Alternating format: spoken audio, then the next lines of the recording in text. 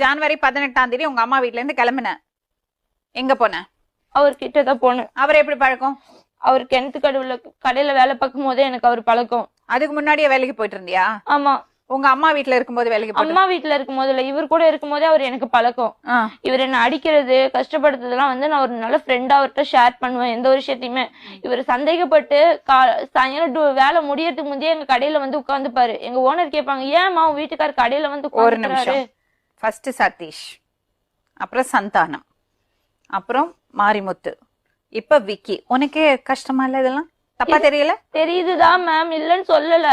அது நான் திருத்திட்டு வாழணும்னு சொல்லிட்டு தான் நான் இவர் கூட எப்ப திருந்த போற? திருத்திட்டு வாழணும் மேம் இவர் கூட. இது எங்க அம்மா கூட சொன்னாங்க, தப்பு பண்ணதெல்லாம் உனக்கு அவரோட வாழ இஷ்டம் இல்லைன்னா உங்க அம்மா கூட தனியாளா இருக்க வேண்டியதானே. அப்புறம் என்ன இன்னொருத்தர தேடிக்கிட்ட? கல்யாணம் பண்ணி குழந்தை பிறந்ததுக்கு அப்புறம் ப்ளீஸ் இன்னொருத்தர ஏன் தேடின?